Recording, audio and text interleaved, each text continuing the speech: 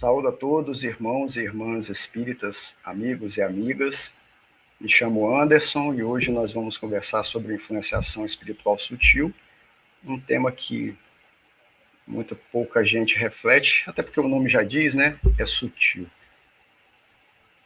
Vamos iniciar com a leitura preparatória e eu trouxe aqui para vocês da obra Agenda Cristã, psicografia do nosso querido Chico, pelo espírito de André Luiz, Ajude Sempre.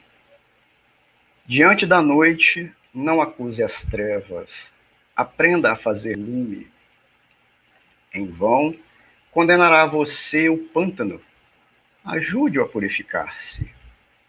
No caminho pedregoso, não atire calhaus nos outros, transforme os calhaus em obras úteis. Não amaldiçoe o vozerio alheio, ensine alguma lição proveitosa com o silêncio. Não adote a incerteza perante as situações difíceis. Encontre-as com a consciência limpa. Debalde censurará você o espinheiro. Remova-o com bondade. Não critique o terreno sáfaro. Ao invés disso, dê-lhe adubo. Não pronuncie más palavras contra o deserto. Auxilie a cavar um poço sobre a areia escaldante. Não é vantagem desaprovar onde todos desaprovaram. Ampare seu irmão com a boa palavra. É sempre fácil observar o mal e identificá-lo. Entretanto, o que o Cristo espera de nós outros é a descoberta e o cultivo do bem, para que o divino amor seja glorificado.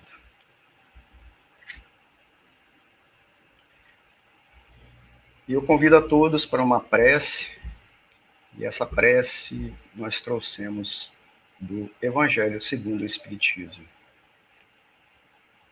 Vamos então orar. Meu Deus, permite que os bons espíritos que me cercam venham em meu auxílio. Quando me acharem em sofrimento e que me sustentem se eu desfalecer. Faze, Senhor, que eles me incutam fé, esperança e caridade, que sejam para mim um amparo, uma inspiração e um testemunho da sua misericórdia.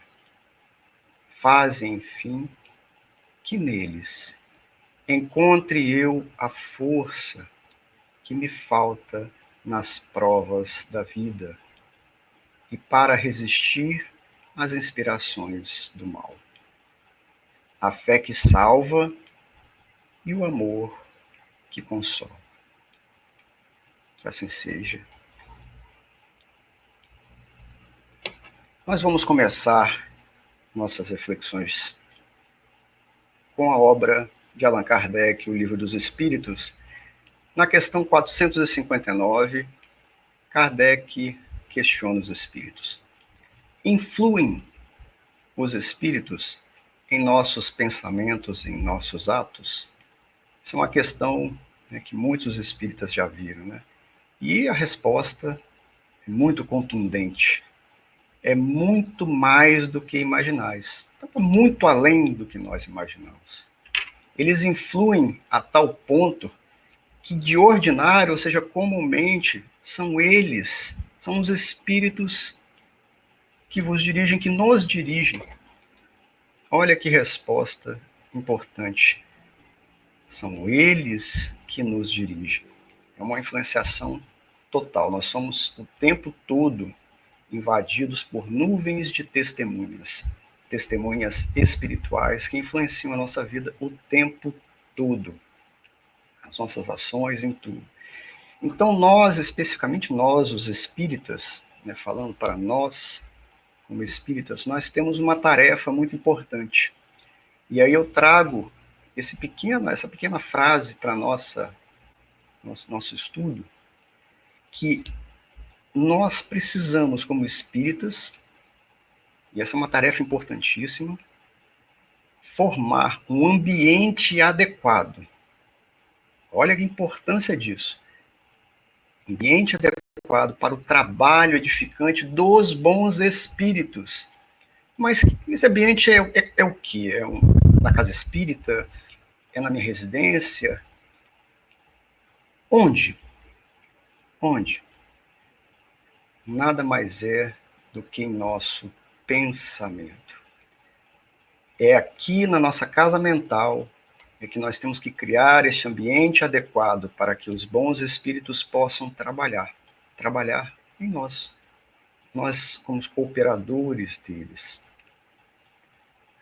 Então, Emmanuel, ainda continuando no livro Estude Viva, ele nos conclama para nós banirmos, veja, é muito forte esse verbo, banir. Banir da onde? Do cérebro, do nosso pensamento, qualquer ideia que leve-nos a pensamentos de crueldade, violência, pessimismo, azedume. Vamos banir esse tipo de pensamento. Vamos banir esse tipo de ideia. Vamos evitar, a gente sabe que muitas vezes não é possível, mas evitar imagens de irritação ou maledicência. Isso tudo está aqui no nosso pensamento. Nós criamos imagens quando nós pensamos. Vamos fugir de repisar comentários em torno de escândalos e crimes, né, que é o que mais tem aqui no planeta Terra. Então não vamos ficar fazendo, né, vale a pena ver de novo disso. Né? Não, fujamos disso. Por quê, meus irmãos? Porque os alicerces de qualquer ambiente espiritual começam nas forças do pensamento. Então, nós pensamos, nós temos o pensamento contínuo, não conseguimos parar de pensar, é a todo momento. Então, o alicerce, a base que sustenta tudo, especialmente esse ambiente espiritual que nós precisamos buscar para cooperar com os bons espíritos, está aqui, na nossa casa mental, nas forças do pensamento. Mas a gente sabe que a gente pode cair. E aqui eu trago uma reflexão. Bem, sim, caímos e nos reerguemos. Reerguemos? Sim, nos reerguemos. Sofremos censura quando nós caímos? Claro. Da mesma forma em que nós, infelizmente, estamos acostumados a censurar os outros. Mas não nos incomodemos. Essa é a receita. Desculpe. Desculpe e segue. Desculpe e segue adiante. Por quê? Todos aqueles que nos menosprezaram, claramente, eles ignoram que no futuro, daqui a pouco, mais para frente, ele não sabe exatamente quando, vão ser tentados e vão ter as mesmas dificuldades. E aí, quem sabe, vão cair também. E meu pai, ele fala muito o seguinte, né? Aquilo que você critica hoje, muito provavelmente você já fez aquilo ou vai fazer. Não tem escapatória. Ele já tem uma certa idade, né? Ele mesmo já vivenciou várias passagens sobre isso. E eu também. Certamente vocês aí que estão assistindo também. Então, fica aí a nossa reflexão no livro de respostas de Emmanuel. Um livro muito, muito bom. Mas olha, quando a gente olha para a natureza e a gente vê a ordem, a beleza, a gente só pode entender uma coisa. Se a criação é bela e harmônica, isso quer dizer que nós, como sendo partes da criação, nós também fomos criados para a beleza e a harmonia. Nós somos seres que pertencemos à criação divina. Então, nosso destino, nosso rumo final é essa beleza, é essa harmonia. Foi para isso que nós fomos criados, para sermos belos, harmônicos, isso na nossa alma. Mas o que acontece, né, e aí eu trago aqui uma analogia, a gente quando a gente vai pegar alimentos para nutrirmos o nosso corpo físico, a gente pensa assim, alimentos saudáveis. E o que seriam alimentos saudáveis, né? Como a imagem mostra, uma cenourinha, né? Um tomate, morango, né? Umas ervas, uns temperos, uns espinafre, né? Um arroz e o feijão, né? Que o brasileiro adora. Então, comidas saudáveis, diferente daqueles hambúrgueres, aquelas frituras, né? E, enfim, aqueles embalados industriais. Então, se a gente se alimentar de maneira adequada, o nosso corpo vai agradecer. No entanto, se nós procurarmos nos alimentarmos de lixo, de resíduos gerados, né, e as figuras são até muito impactantes, mas se nós nos alimentarmos daquilo ali, certamente nós vamos ter um sério problema de saúde e, quiçá, poderemos até vir a desencarnar. Mas se com o corpo é assim, como seria em relação à nossa alma? Como é que nós estamos alimentando cada um de nós? Que tipo de alimento nós estamos consumindo para a nossa alma? Bem, aí eu faço a seguinte pergunta: como está o seu estado de espírito? Nós somos influenciados, nós já vimos a resposta que está em Livro dos Espíritos. Nós somos cercados de influência. Há influência de encarnados para encarnados, de desencarnados para encarnados e de encarnados para desencarnados.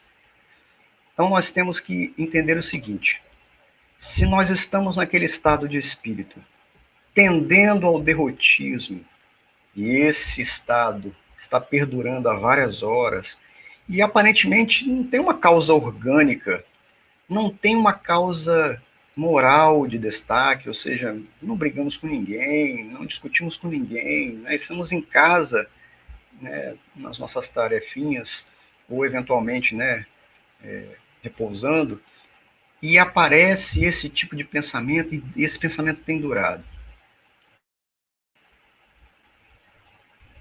Vamos acrescentar mais um ingrediente a essa pergunta.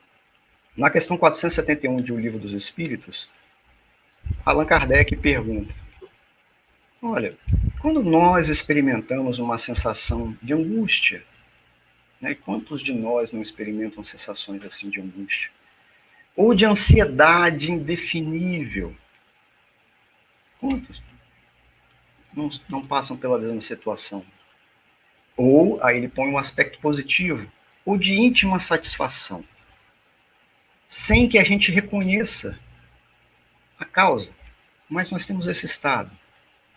E aí Kardec pergunta: devemos atribuí-la unicamente a uma disposição física? E a resposta dos espíritos é quase sempre, 90%, 99% das vezes, efeito das comunicações. Comunicações que nós constantemente temos com os espíritos. E é de forma até inconsciente, a gente não se dá conta. Não nos damos conta. E aí eu vou pegar, como nós estamos falando de influenciação espiritual sutil, eu vou pegar a parte da angústia e da ansiedade para nós juntarmos a esse toque de derrotismo que passa muitas vezes por nós. E aí nós precisamos ter consciência nesse momento e aventar a hipótese, a possibilidade de uma influenciação espiritual sutil. Sim, sutil. E existem alguns fatores que revelam essa condição da alma. Por exemplo, termos dificuldade de concentrar nossas ideias em motivos otimistas. Tem até uma figurinha dizendo aí, você tem duas opções, né? Quando você vê uma pessoa acamada, uma situação muito difícil, muito delicada, Você pode falar, né? Ele está metade morto. Mas o otimista vai falar, olha, na minha visão, ele está metade vivo. Então, para qual direção o nosso pensamento vai tomar? Quando nós estivermos com essa dificuldade de nos concentrarmos em motivos otimistas, vamos nos lembrar de que isso também pode ser indício de uma influenciação espiritual sutil. Um outro fator, e aqui entra mais uma vez a questão do ambiente espiritual, do ambiente íntimo. Quando nós não conseguirmos criar aquele ambiente íntimo que eu relatei lá atrás, para a cooperação dos bons espíritos, para que nós nos sintonizemos com eles, essa ausência que faz com que a gente não consiga elevar os sentimentos em oração. Parece que não dá, alguma coisa bloqueia a gente, fica uma barreira intransponível. Ou a gente não consegue se concentrar numa leitura edificante, a gente pega o livro, passa as páginas, mas não estou afim, não quero, né? Ou então começa, né, se distrai, dorme. Então, enfim, a ausência de ambiente íntimo, veja, para fazer uma prece, sinal de preocupação. Viu? Outro fator, e aí esses fatores estão todos lá descritos na obra Estude Viva. Indisposição inexplicável. Tristeza sem razão aparente. Indisposição pode ser uma questão orgânica? Pode, mas lembra lá a gente comentando que também, de acordo com o Livro dos Espíritos, nós temos situações em que angústias e ansiedades podem criar disposição e quase sempre se devem a uma influenciação espiritual.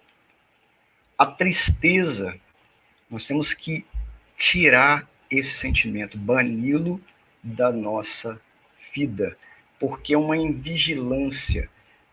Medo é uma invigilância, tristeza é uma invigilância, a irritação é uma invigilância. E Jesus nos fala, orai e vigiai, para não cairmos em tentação. Então, vigiar é extremamente importante. E a tristeza não pode ser uma presença em nossas vidas. Isso também nós temos que ver como um fator decorrente de uma influenciação espiritual sutil. Aborrecimentos e manifestos, né? Quem não se aborrece? Né? Ou de uma hora para outra a gente fica aborrecido do nada. Né? Onde fica a paciência que já fugiu há muito tempo? Bem, aqui eu faço um parênteses e falar de alergia. O que alergia tem a ver com influenciação espiritual sutil? Alergia a gente sabe, né? É um processo que o organismo ele desencadeia em nós, provocando algumas reações por motivos os mais variados, né? Do ponto de vista orgânico, se você está num ambiente poluído, aquelas partículas adentro no seu pulmão, e elas são muito pequenas, elas entram na corrente sanguínea e podem desencadear reações, por exemplo, de coceira, né? Uma rinite ou coisa do gênero. Mas quando eu falo alergia e obsessão, veja, Allan Kardec, no livro dos médiuns, ele nos fala da obsessão simples, do fanatismo e também da subjugação. E a influenciação espiritual sutil está mais com uma obsessão simples. E o que tem a ver essa alergia com a obsessão?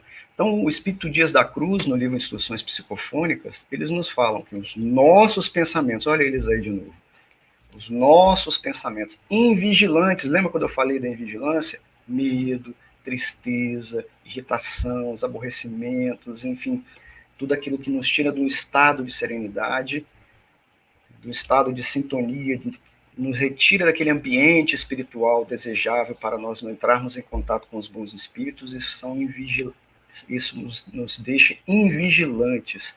Então, os nossos pensamentos invigilantes liberam histamina, esse componente no corpo, e desencadeiam processos alérgicos. Não sei se vocês sabiam disso, mas olha quanta coisa nós podemos evitar se nós estivermos atentos e vigilantes.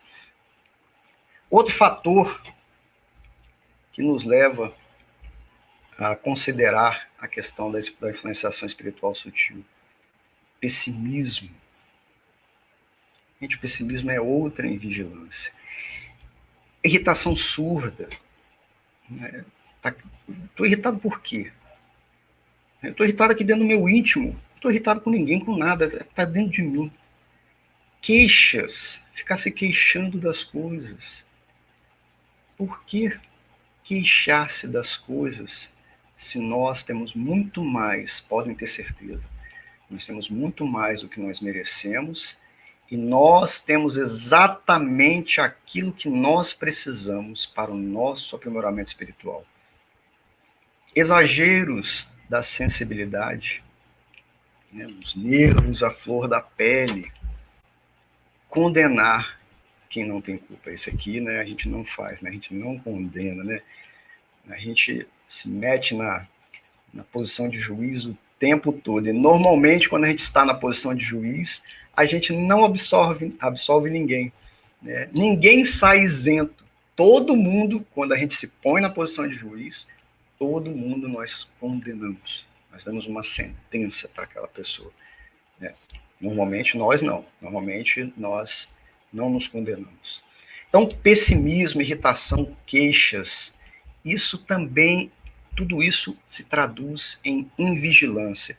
E a invigilância nos leva a conectarmos. É como se nós pegássemos um plug de uma tomada, de um aparelho qualquer, conectássemos na tomada e a partir daquele momento aquele aparelho liga. Então esse plug, essa conexão é a nossa ligação com aqueles espíritos. Devido à nossa invigilância, nós nos conectamos com os espíritos inferiores, infelizes. Outro fator que nós temos que prestar atenção: hiperemotividade, né? Depressão. Né? Nós estamos tão emotivos que chegamos às raias do pranto. Né? A gente não sabe, a gente começa a chorar do nada. Eu estou sensível, vontade de chorar. Esquece isso, renove imediatamente. Mude, vire a chave imediatamente. Não se permita esse tipo de pensamento. Mude de imediato, porque se começar o processo de conexão, ele vai avançando, e esse avanço depois, para você desplugar, começa a ficar um pouco mais difícil, né? E traz alguma consequência. Você imagina um aparelho ligado e você tira da tomada, né? Pode sair aquela faísquinha, não é? São as consequências que podem advir, e a gente não sabe exatamente até onde vai essas consequências. Outro fator: investir-se no papel de vítima ou de automartírio. Vítima. Esses dias eu estava conversando com uma amiga e ela começou a chorar. Ela tinha feito uma cirurgia, né? E as pessoas, na visão dela, as pessoas em volta dela não estavam ajudando ela sempre fazia de tudo pelas pessoas. Ela começou a se colocar, então, no papel de vítima e começou a chorar. E aí eu chamei a atenção dela: não se ponha no papel de vítima. Levante a cabeça, tenha fé em Deus, siga, mas não faça isso. Ponha-se na posição de vanguardeiro, mude o seu estado mental, com coragem, siga adiante. Siga adiante, porque assim nós criamos, lembra, no nosso pensamento, um ambiente propício, ambiente íntimo para os bons espíritos virem cooperarem conosco e nós cooperarmos com eles. E aqui eu quero trazer uma reflexão sobre o vitimismo ou o desculpismo. Jesus já falava, Jesus lá no seu evangelho, né, quando ele foi dar a sua lição, lá em Lucas, capítulo 14, versículo 18, né, ele se deparou que, no chamamento dele, todos começaram a se desculpar. todos começaram a se desculpar. E o desculpismo é aquela porta de escape que todos nós usamos para abandonarmos as nossas próprias obrigações, como nos diz Emmanuel aí no livro Palavras de Vida Eterna. Desculpismo, porta de escape. E aí eu trago uma frase, né, de um autor, inclusive brasileiro, muito interessante. Ele fala, né, que veja, a vida de quem criou esses hábitos de dar desculpas, né, para os seus fracassos ou as suas próprias deficiências, isso faz com que a vida dessa pessoa fique num círculo vicioso, dramático, melancólico, onde você muitas vezes põe inveja e aí se põe num estado de vitimismo. E nesse estado é aquela coisa, né? Sempre a culpa é de terceiros. Sempre. É da sociedade, é da família, é o capitalismo, porque você não tem dinheiro, ou qualquer um que apareça na sua frente ou que você nem vê. A culpa é de Deus, a culpa são dos espíritos. Saiamos dessa armadilha. Outra em vigilância, nada de vitimismo, nada de desculpismo. Bem, teimosia. Teimosia é aquele processo em que a gente fala que a gente empaca igual uma mula, né? Você é tão teimoso que você empacou. Você está trazendo a mula, de repente você tem que arrastar ela, porque a mula não quer andar, não quer sair do lugar. Então, será que nós vamos ser igual a mula em não aceitar que nós estejamos sendo vítimas, talvez, de um processo como esse de influenciação espiritual? Nós precisamos refletir sobre isso. Será que nós vamos continuar sendo teimosos, nos achando? E aí é o seguinte, depois que todo aquele processo eventualmente passa, isso dura horas, pode durar um dia inteiro, e aí você agiu de maneira inconsequente, quando você começa a se recompor, o seu tom mental retorna, o seu pensamento começa a ficar mais lúcido, você vê os erros que você cometeu, e aí, muitas vezes, é hora de falar, puxa vida, é tarde para corrigir. Não dá tempo. E aí fica a sombra dos nossos atos inconsequentes por conta desse processo de invigilância que causou, então, essa perturbação, essa influenciação espiritual sutil. Vejam, quando nós estamos num ambiente claro, nós conseguimos enxergar tudo. Mas quando nós estamos num nevoeiro, é difícil você enxergar e é difícil você dizer se você está indo na direção certa. Pode ser como no caso dessa imagem, né, que se eu caminhar mais para frente, pode ser que eu adentre no mar revolto. Se eu andar para trás, pode ser que seja um abismo. Se eu andar para o lado, pode ser que vou para um lugar seguro. Então, quando eu estou no nevoeiro, eu tenho duas opções. Ou eu caminho, e aí eu posso errar este caminho, porque eu não consigo enxergar direito. Ou eu paro, reflito, penso, analiso a situação, e de repente tomo até a decisão de aguardar para que aquela névoa se dissipe e aí eu possa enxergar de uma maneira maravilhosamente bela. Porque só acerta o alvo quem enxerga. Então, se a gente não consegue, com a serenidade, enxergar que nós estamos passando por um processo de influenciação espiritual, nós não vamos conseguir acertar, corrigir essa situação. Ou vai ser tarde para que nós possamos corrigir. E aí, ao invés de nós acertarmos o alvo, nós vamos jogar o dado, né, e vamos errar. E erraremos por muito, e aí isso tudo traz consequências também né, para a nossa vida. Então, essas influenciações espirituais sutis, elas são consideradas meio obsessões. O processo que são utilizados são de trato tão fino que você não percebe. Não percebe. E como você não percebe, você não enxerga, você está num nevoeiro, então você causa grandes e frequentes danos. Isso mesmo. Por incrível que pareça. Grandes e frequentes, ou seja, repetidas vezes, várias vezes, danos. Alguém em sã consciência quer causar dano? Certamente que não. Certamente que não. Mas quando nós nos deixamos levar por essas meio obsessões, nós podemos causar grandes e frequentes danos. Então, recapitulando lá, como está o nosso estado de espírito? Vamos aventar, então, essa hipótese de influenciação espiritual sutil. Sejamos claros para conosco, para que os mentores espirituais, os bons espíritos possam vir nos auxiliar, possam vir nos socorrer, socorrer a mim, socorrer a você. O que a natureza até nos ensina isso. Há estudos científicos que comprovam que por debaixo do solo, as raízes de uma floresta, por exemplo, elas se interconectam, como a nossa internet.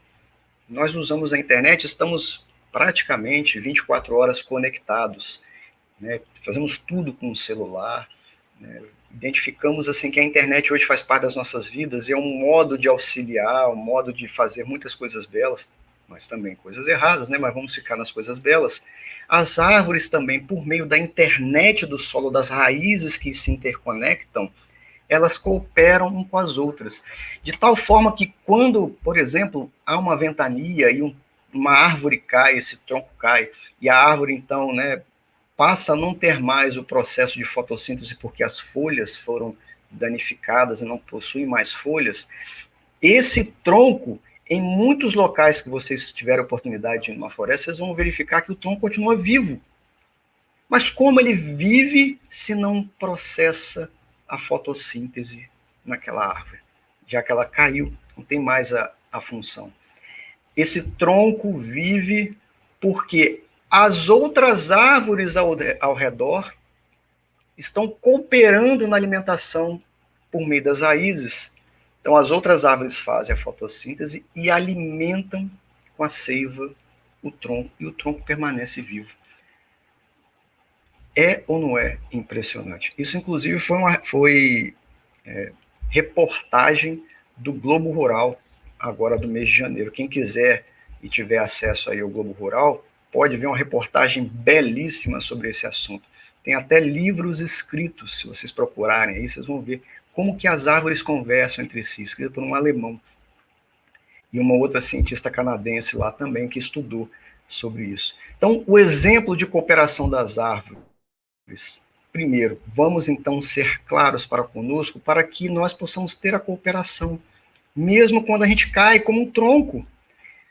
E nesse momento em que nós estamos em queda, nós caímos, esse é o momento de nós termos a humildade, a prece e o passe, sim. Podemos pedir um passe, mas eu estou em casa. Peça para alguém em oração, colocar a mão sobre você, te dar um passe, aliviar, retirar de você aqueles fluidos negativos. Então, humildade, prece, passe.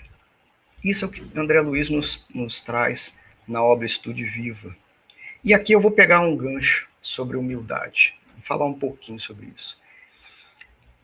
Todos nós temos inteligência, né? E isso é uma coisa que nos diferencia, inclusive, a inteligência que nós temos e a inteligência que nos permite fazer escolhas, livre-arbítrio. Essa inteligência humana nos diferencia dos demais animais, ou dos demais reinos da natureza. Ela está em nós e, o mais incrível, é gratuito. Gratuita. Nós temos uma inteligência que nos foi dada de uma maneira gratuita. E nós podemos usar essa inteligência para aprender. Colocarmos na posição de alunos. Alunos para aprender. Chega um momento da nossa vida em que nós, pelo fato de termos várias experiências, ou temos estudado, né, temos a nossa formação acadêmica, enfim, chegamos a um ponto de achar que a gente já sabe muita coisa. Nossa, é aí que mora o perigo. Quando nós partimos para essa posição, ao invés de termos a humildade de nos colocarmos na posição de aluno, nós invertemos e vamos para a posição do orgulho. E o orgulho, ele só nos leva à estagnação. A estagnação, mas a humildade nos faz aprender. E aprender, inclusive, com esses episódios de influenciação, para que nós não venhamos a errar de novo. E se a gente vier a errar, que a gente faça um erro novo e não cometa o mesmo erro. Errar 2 vezes a mesma coisa, né, não dá. Errar 3 vezes também não dá. Então vamos colocar na posição de aluno, para que nós não fiquemos estagnados no orgulho. Pense nisso. Pensa na inteligência gratuita que você, que eu temos. De graça. De graça. Vamos colocar na posição de humildade. E olha que interessante. Quando nós temos um dinheiro e a gente quer comprar a ação de uma empresa, essa empresa, com o passar do tempo, ela tem lucro, ela vai nos paga dividendos. É um dinheirinho que entra. Eu comprei a ação daquela empresa e ela teve lucro, ela distribui os lucros em forma de dividendos para os seus acionistas. E olha que maravilha, né? Ganhar um dinheirinho, né? Pagar bem, olha que coisa boa. E do ponto de vista espiritual, o que paga dividendos? Dividendos, quando nós vamos lá e compramos a ação espiritual do bem, e nós perseveramos no bem, nessa empresa chamada bem, nós temos dividendos. Olha que maravilha. Nós vamos lá, compramos a ação, essa empresa se chama o bem, nós perseveramos, né? Todo ano nós estamos lá, né? Comprando ação, investindo nessa empresa. Essa empresa se chama o bem, e nós temos o quê? O pagamento em dividendos. Quais são esses dividendos? Não é mais dinheiro, mas são mais preciosos. É o que? É segurança. Mas não é esse tipo de segurança, né? Botar um cinto de segurança, né? Câmera de TV, guarda armada. Não é esse tipo de segurança. A segurança que é paga é a solidez de uma casa espiritual concreta, em alvenaria, sólida, rígida, que pode vir o lobo mau soprar, que não vai acontecer nada. Você está com a segurança, com a serenidade de enfrentar, porque você tem base, toda e qualquer situação na sua vida.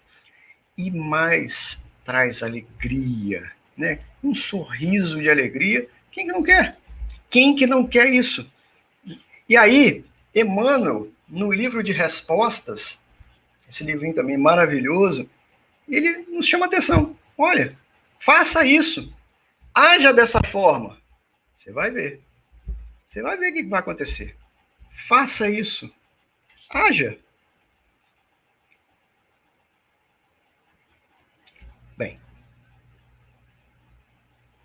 agindo, nós conseguimos. E para a gente, então, dar um toque final aqui, na questão 467 do Livro dos Espíritos, Kardec pergunta se o homem pode, né, eximir-se da influência dos espíritos que procuram arrastá-lo ao mal. E é claro que podemos, é a resposta dos espíritos, porque esses espíritos se apegam àqueles que os chamam. Então, se nós chamamos, mesmo inconscientemente, eles vão vir e vão nos perturbar. Vão nos perturbar. E os nossos pensamentos atraem. Não é à toa que Jesus falou sobre isso, né? Aqueles espíritos que saíram, depois voltaram, encontraram a casa arrumada e fizeram moradia. Bem, trouxe aqui para a gente uma imagem significativa. Não sei se vocês já jogaram frescobol. Mas o frescobol é uma delícia. Você praticando com segurança, né? Você e mais um companheiro, seria um trabalho em equipe, né? Um trabalho colaborativo. Você põe a raquete, né? Fica raqueteando aquela bolinha, você se exercita, pratica, e quanto mais você pratica o frescobol, melhor você fica naquilo, cada vez com mais velocidade você vai. Mas chega um ponto que você e seu amigo, né, vocês mesmo praticando, vocês vão ficar num determinado patamar. Certa vez eu conversei com um campeão de frescobol, e ele já tinha uma certa idade, deve estar hoje com seus 50 anos, nessa faixa, e aí eu falei com ele, nossa, mas vocês jogam em alto nível e tudo mais, mas as pessoas mais jovens, né, acabam suplantando vocês, né, acabam indo além. Ele falou, não, não, não, não, nada disso, nada disso. Eu hoje, mesmo com a idade que eu tenho, eu estou em um outro patamar, que para aqueles jovens chegarem onde eu estou, eles, além de praticar, eles vão ter que praticar com alguém que está no nível superior deles, porque aí eles vão praticar outros golpes, outras velocidades e vão aprender mais, até chegar no nível dele vir praticar comigo. E aí, para ele chegar no meu nível, ele vai ter que passar uma espécie de mentoria com vários outros que estão abaixo de mim até chegar onde eu estou. E quando ele vier praticar comigo, aí sim, ele pode ser que ele atinja o patamar em que eu estou hoje, mesmo eu estando, né, com a idade que eu estou. Então, quanto mais você pratica com quem está em nível superior a você, mais você se eleva nesse esporte, o frescobol. Meus amigos, quanto mais nós praticamos aquele bem que paga dividendos com aqueles mentores espirituais, aqueles que estão acima de nós, que sabem mais do que nós, que nos ensinam mais e que podem nos elevar de patamar para atingirmos um outro patamar de espiritualidade, de pensamento, de ambiente espiritual íntimo, tanto melhor. E se você hoje não tem esse mentor, busque-o. Busque-o na presença do seu anjo guardião, do seu espírito protetor, como nós falamos na doutrina espírita, dos bons espíritos. E tem um que é infalível e que nós precisamos sempre dele: Jesus Cristo. Então vamos praticar com Jesus. E não vamos chamar aqueles que virão trazer perturbações para nós, mas vamos chamar, sim, aqueles mensageiros do Cristo, que vêm em nome dele nos ajudar e que nós também possamos cooperar com eles para que o reino de Deus se faça presente aqui no planeta Terra. Vamos praticar com Jesus e com o seu Evangelho. E assim, com Jesus em pensamento, nós agradecemos a Ele e à espiritualidade amiga que vem em nome do nosso Senhor nos ajudar, nos fazer refletir para alcançarmos outro patamar no aspecto do bem, no aspecto da caridade, no aspecto do trabalho útil que nós temos a missão de desenvolver. Nada de estagnação, nada de derrotismo, vitimismo, nada de fatores que nos levarão a influenciações que nós não queremos. Mas vamos sim nos sintonizarmos com o pensamento, chamarmos em pensamento os bons espíritos.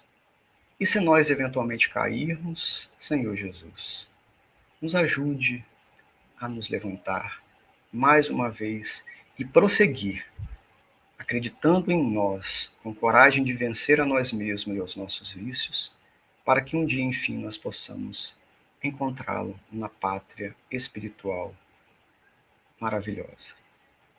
Muito obrigado, que assim seja.